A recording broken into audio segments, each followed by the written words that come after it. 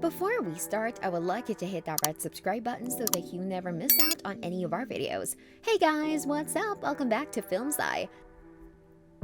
7. Commissioner Gordon was driven off the job. While he doesn't appear in the first season, Commissioner Gordon is heavily mentioned as it's made clear that his association with Batman and quest for justice alienated him as an officer from his corrupt colleagues and led to Flash stabbing him and pinning it on the Riddler.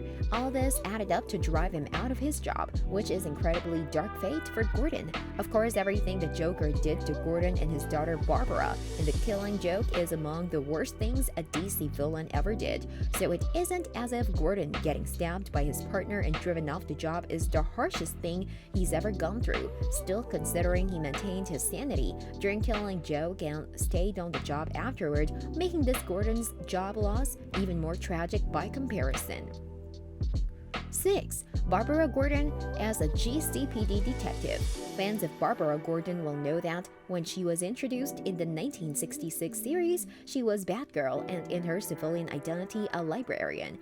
This comes back to influence the Oracle identity she adopts after being partially paralyzed by the Joker in The Killing Joke. However, while adaptations like the Lego Batman movie and Batman Beyond depict her as a future police commissioner, for whatever reason, she has never been depicted as a member of the Gotham City Police Department in any other capacity, which is odd considering her father's position.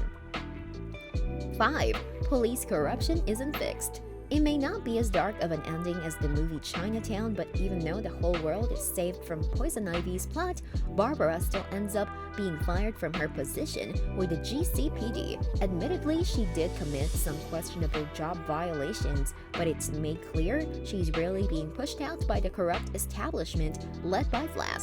Batman media with a heavy focus on the GCPD usually end with some kind of justice being instilled within the department, such as how Commissioner Gordon's tenure in the Dark Knight trilogy sees a transformation from amoral corruption to concern for citizens, not the case with this one.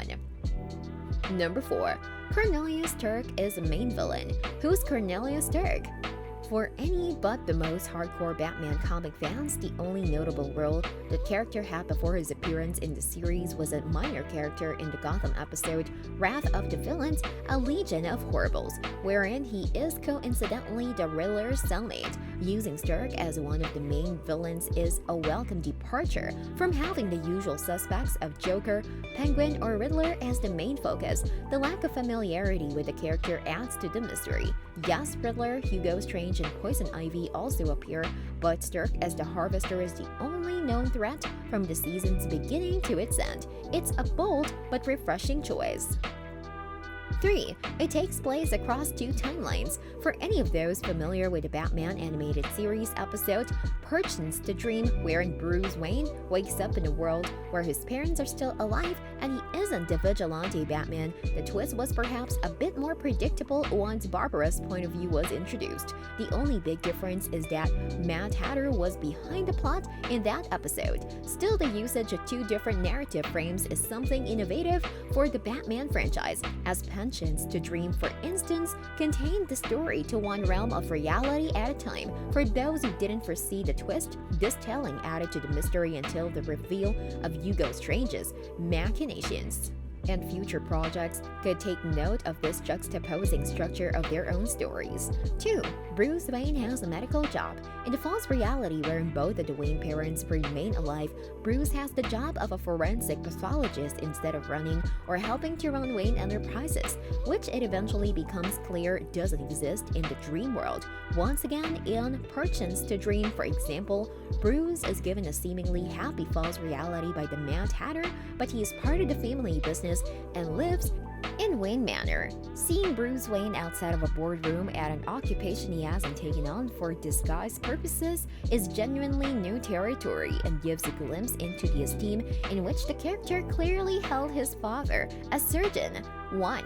The Riddler helps save Batman. One of the best villains in the Batman universe, Riddler, has had almost an entirely antagonistic relationship with Batman throughout their 80-year history, with the Batman's depiction of the character taking inspiration from the Zodiac Killer and terrorists. There wasn't really a chance for him and Batman to get along. Yet, as in a few comic stories, Unburied features the Riddler in an anti-heroic role, still keeping some of his agenda hidden while also providing genuine help in saving Batman. It's genuinely endearing and helps keep the drama from being crowded with villains. This brings us to the end of our video. I hope you enjoyed it. Hit like if you did, and don't forget to subscribe to our channel so that you don't miss any of our videos in the future. Also, watch the 2 videos that are on your screen because I'm sure you love them. With that, I'll see you in the next video.